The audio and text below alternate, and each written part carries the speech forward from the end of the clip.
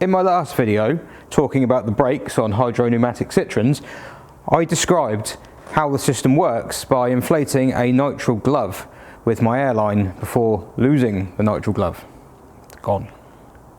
But now the time has come where I need to do some work on the tomato. I need to do some brake bleeding, and I thought this is a perfect opportunity to show you those brakes working. So the first thing I'm going to do is torque. So you might recall, I showed you the dozer valve. I even took the engine out of this car. I did, honest. And I showed you the valve mounted to the bulkhead and said that the brakes are high pressure. They are driven by the car's hydraulic system. So therefore, if you push the brake pedal, you're just opening a valve or like a hydraulic switch, and all the pressure comes through and operates the brakes. You don't have to squeeze anything yourself. Well, that's good.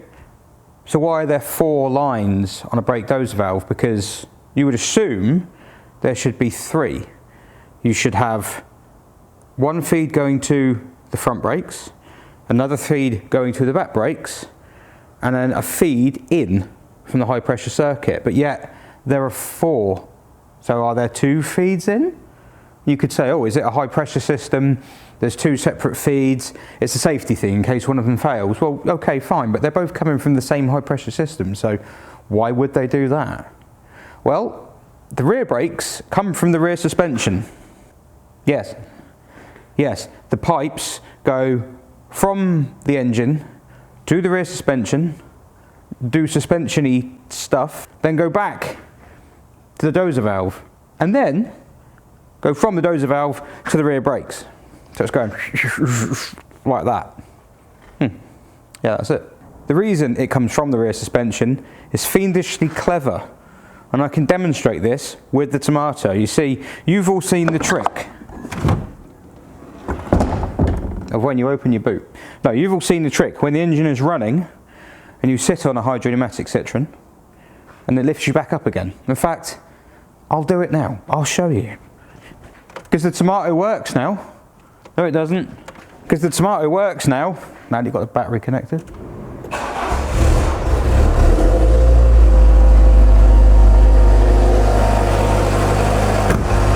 Noisy, isn't it? So the tomato is running. My microphone is probably having an aneurysm at the moment. It's running, it's ticking over, and it's sitting at the height it's supposed to sit at. If I was to now sit on the boot, or the bumper, the suspension will compress because I am fat, but also because that's what it's designed to do. See? And then you wait. Oh look. The tomato has registered that I'm on it and it's lifted me back up, and now it is at exactly the same ride height again. If I get off, tomato shoots up in the air before realising, the fat bugger's got off, I need to come back down. I'll stand and wait. It's fine, I'm not getting gassed out or anything. There we go. This is entirely normal behaviour. This is how it's supposed to work. Because the tomato is slowly killing me through its exhaust pipe, the rest of this demonstration you'll have to imagine that the engine is still running. In fact, if the hydraulics on this car are any good, it will be able to lift me up again, despite the fact the engine is no longer running, because there's enough residual pressure in the circuit for it to work. But assuming the car is still running at the moment,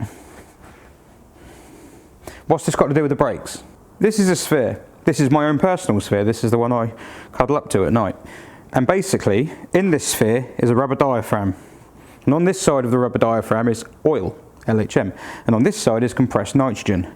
So this sphere has a static pressure. That static pressure is whatever this bit here is pressurized to through this nipple. And that pressure there governs how soft the ride is. It has nothing to do with the brakes at all. So why am I mentioning it? Well, it's very easy for people to get mixed up. The pressure that's in there, and on this particular sphere, it's probably 55 bar. So that's about about 1,000 psi. Is it 1,000 psi? 55 bar, 55. No, 750 psi. Oh, whatever. So that pressure there, that's the static pressure in the sphere. That just governs how soft the ride is. That's it. I mean, the damping hole kind of plays a part in that. I'll do a suspension video one day, but as you can imagine, they're a bit more complicated. That pressure, that's all that governs. And in fact, the more pressure that's in there, the softer the ride is. That's why a lot of people who turn around and go, oh, I think your spheres have gone, when your Citroën's driving down the road and it's all like this. Oh, I think your spheres have gone. No, they haven't, because when your spheres go, you run out of gas, the gas pressure drops, you have less gas to compress, your sphere goes hard, and your suspension goes hard. If it's too wallowy, you've just got the wrong spheres, or the wrong gas in them, wrong amount of gas. Static pressure of nitrogen in this side, LHM in this side. You can't compress LHM because LHM is a liquid. Well, yes, that's true, but the pressure does still increase, because the pressure that's on this side is being governed by the hydraulic system, and that pressure is being exerted on this side. That pressure can vary. It can. It's a set pressure. If the car at the moment, this car, as things stand, that pressure is going to be about 2,000 psi, maybe slightly under.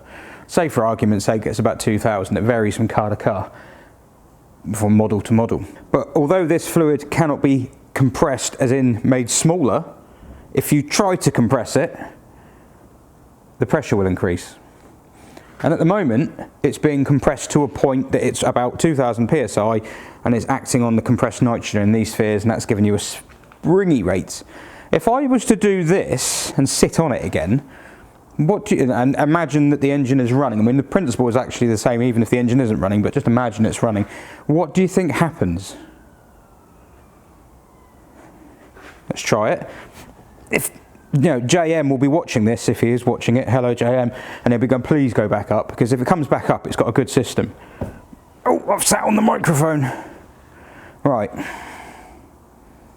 You might get a hiss and it might come back up again. Oh.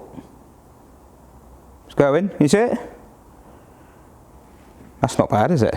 Because I've sat on the car, this bit here, I mean this bit will be affected as well, but ignore that. This bit here, the pressure's increased.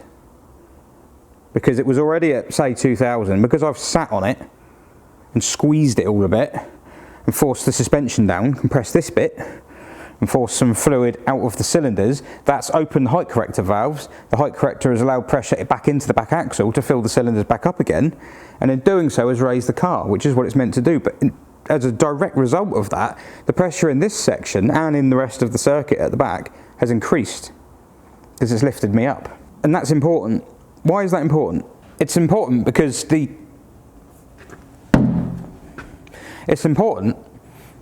there's two circuits for the front and back are separate. On the BX, and this does vary from car to car, part 3 will cover this, on the BX, the car's hydraulic system, its high pressure circuit, feeds the front brakes. As soon as you push the brake pedal for the front, well, no, they've both got the same brake pedal. As soon as you press the brake pedal, that allows high pressure fluid, controlled by the dozer valve, from the high pressure circuit onto the front brakes directly. Set amount. So the more you open that valve, the more pressure you get, the more you go through the windscreen. The back end is different because the rear end is taking its feed from the rear suspension, and as I've demonstrated, well, you've had to take my word for it, but when I sat on the back, the pressure increased, and if the pressure increased on the rear suspension, that means that increased pressure will now act on the rear brakes. So I'm squeezing it, it's lifting back up, now the rear brakes are stronger. Squeeze it even harder, it will come back up, rear brakes will get harder still, come back off, rear brakes will weaken. It's fiendishly clever, and it means that the more weight you've got in the car, the stronger the rear brakes are, directly proportionate to it. The difference with normal brakes on conventional cars, and they do quite often have load sensing valves on the back axle, but those load sensing valves are not actually load sensing, they're height sensing. So for example, even on a Saxo VTR has a little spring-loaded valve, and as the axle compresses, the spring pulls the valve and allows the rear brakes to work a little bit more than they were before. But it's height dependent, it's not load dependent. Obviously load and height go hand in hand anyway. The more weight you put in a car, the lower it'll get, fine, but these cars don't do that because they self-level, so they actually do directly affect the power of the rear brakes by the weight in the car. You think, oh, that's pretty clever. It gets better than that. To show you how clever the next bit is, I need to lift the car up. Oh, no, hang on, no, using the suspension. It's very satisfying that it now works.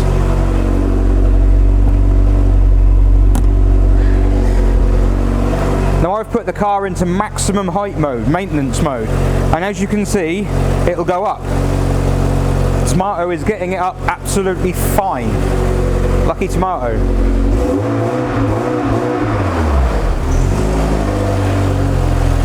In a minute that'll reach maximum height, and of course in doing this the rear system is now at maximum pressure too.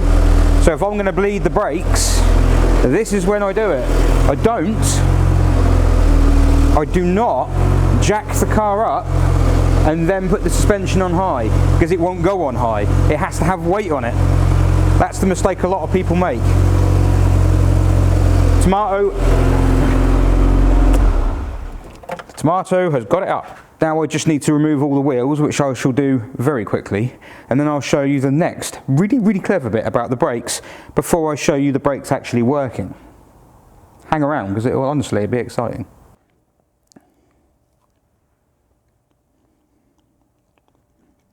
You have all heard me wax on, and if you haven't been paying attention, about anti-dive suspension.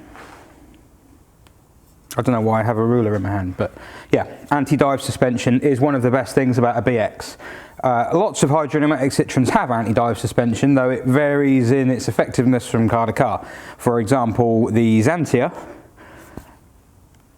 not really that effective. XM, not too bad. DS, it kind of works a little bit differently on one of those. SM, don't know, never driven it. But on the BX and the CX, and I would imagine the GS, but I don't know for sure, anti-dive works amazingly well, and this is why. Now you will note in this here wheel housing, this is the back of the wishbone. So the wishbone is a standard wishbone, and it has a mounting bush here and here, unless it's a very cool Mark 1 BX, in which case it'll have a bearing there and there and a bush. Mine's got that. A lot of Mark 1s don't. Pay attention to me. So you have a mounting here and here. Now there's a spindle that goes all the way through from here right the way down to the bottom to the other end, and the wishbone pivots on this spindle. Fine, that's not particularly abnormal. What is different slightly on the BX is the angle this spindle is at. It's kind of, let's see if I can do this so you can actually see it. It's about that kind of angle there. It doesn't look massively odd, but that is kind of slightly odd.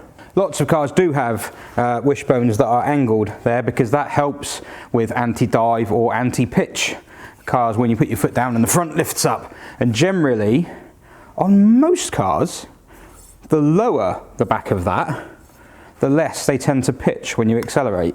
Normally, not always, it depends on the geometry of other things as well. But this car has quite an aggressive angle there, and the reason you don't see that on normal cars is because if a normal car had that, it would ride and handle fine, say at its designed ride height. But if it had people in it and stuff, and it was sitting lower, it might not.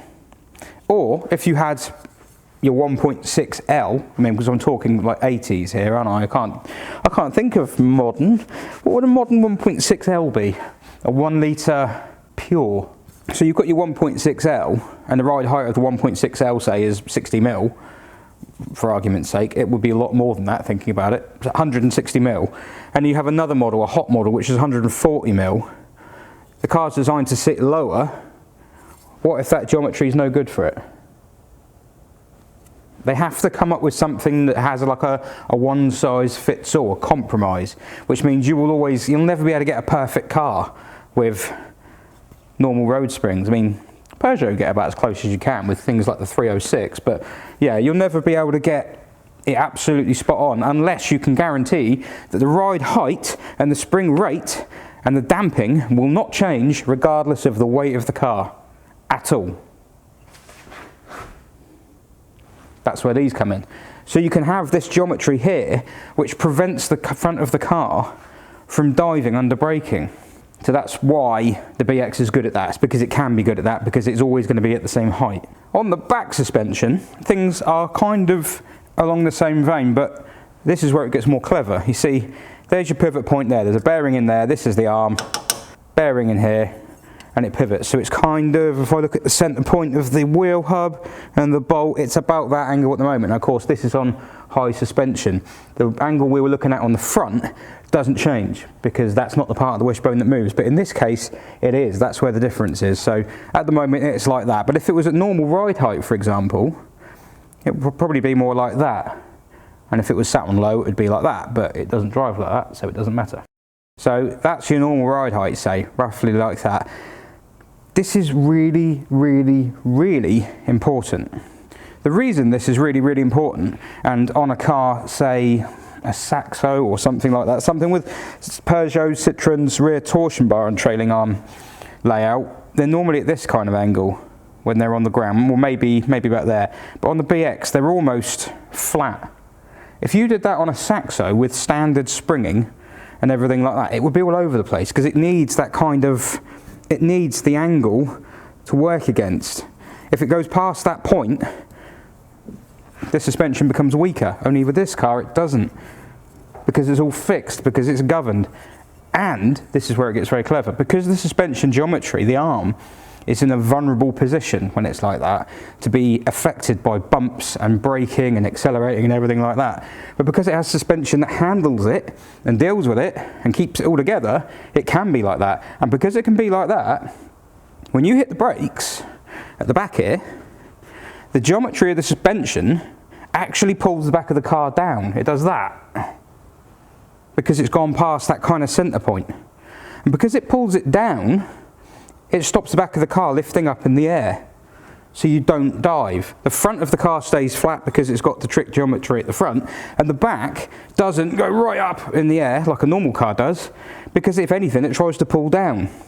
It doesn't entirely pull down, it kind of stays about level, because obviously it's trying to pull it down, but the weight of the car is going onto the front end, which means the back end's going light, which means the back end is trying to raise, and it's that kind of fight between one way and the other that means it ends up staying somewhere in the middle. Under heavy braking, a BX will squat at the back. If it lifts at the back, you've got air in the back brakes and they're not working properly.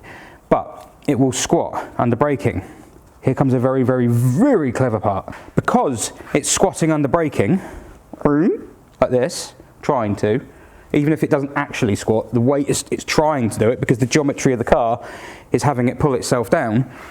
It's increasing the weight on the back wheel. The mass is effectively increasing on the suspension, despite the fact that the weight transfer is near the front. The weight on the brakes and on the suspension increases because it's pulling down. That, in turn, increases the brake force because the brakes are run off the rear suspension pressure. So before, as the rear brakes dig down and get more and more grip and start to fight, like that, the car goes, oh, you like that, do you? All right, have more. And it increases the power to them. So they are proportional to the weight of the car and proportional to the weight transfer of the car to a point. And that keeps them completely level when they're braking, keeps them completely together when you've got a boot full of stuff, a car full of stuff, you're going around corners, you're hammering it, blah, blah, blah. It almost means, in effect, you're almost driving a car that is impervious to having extra weight in it because it doesn't ride any differently and it doesn't brake any differently. The only brakes that will actually make a difference, or will notice the difference in more weight, are the ones at the front. I know this because I've tried towing a trailer from Wales with a Reliant Fox on the back down very, very steep Welsh roads in my BX Mark 1, and the brakes got hot. The caliper is aluminium. The pistons are, I don't know if they're stainless, but I think it might be aluminium as well, like a high grade of aluminium. So basically, yeah, I mean, and because the LHM is not hydroscopic, they don't tend to suffer anyway. But that's how it works. That's the genius of it. I promised you a demonstration of how the brakes on these cars work, and I'm going to deliver on that promise. I'm going to bleed the rear brakes in because I don't think they're working perfectly. I mean, they're working okay because obviously the discs would be just rust if they weren't, but they're a little bit rusty, although it has been set up a long time. But if nothing else, this will show you how the brakes work. So when you bleed in brakes normally, this is manky. You would maybe have something better than this, but this is all I've got at the moment. You would have a pipe like this. I mean, there are different ways of doing it as well, pressure bleeders and so forth, but the basic, smash that, the basic logic is you put that on there and it falls off because it's rubbish. Right, I'm going to put that to one side. So that's your bleed nipple up there. So when you push your foot down on a normal car's brakes, you push the pedal and you're trying to push fluid from the brake master cylinder down to the brakes on all four wheels, which means you're displacing fluid up there and expelling it here. What you would do if you're bleeding a brake in, assuming that your brake line has air in it, because perhaps you've only just put the brakes together, you'd fill the reservoir up, but it wouldn't come through down here because this is a dead end and there's air in the pipe, so you have to get the air out of the pipe. So to do that, you undo the bleed nipple slightly. You normally have a hose on it with a jar or whatever. You push the brake pedal down right to the bottom and that will pump everything in the pipe to this brake. Because this bleed nipple's open, it will push it all the way out. But if you then let go of the pedal, you'll just suck it all the way back in again. So you can't do that. So you push it down at the bottom, you lock the bleed nipple off, and then you release the pedal. After you've released the pedal, with this unlocked, so you then unlock this again and push the pedal again, you'll expel more stuff out of the pipe. Then you lock it, take your foot off the pedal, unlock it, push your foot back down again. Lock it, take your foot off, unlock it, push your foot back. And slowly, by chunk, through installments, you're getting air or whatever is in that pipe out until clean fluid with no air comes through. But powered brakes work differently to this, and I can show you how powered brakes work. So if you had this bleed nipple open, and you did have this on here, and it wasn't crap, it would put a little bit of fluid in a jar. And even if you then lock this off and then let go of this, you would end up with a full cylinder's worth, if you like, in that jar. So you'd end up with a little bit at the bottom. Citroën brakes don't work like that. So let's observe. I'm going to lock down the front brakes. Well, not the front brakes, the brakes. That's the brakes applied. I'm going to start the engine so we get full demonstration.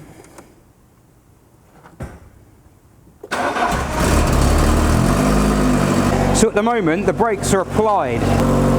All I would do to bleed this in, I'm going to have to hold this hose on, watch the jar, I undo the bleed nipple,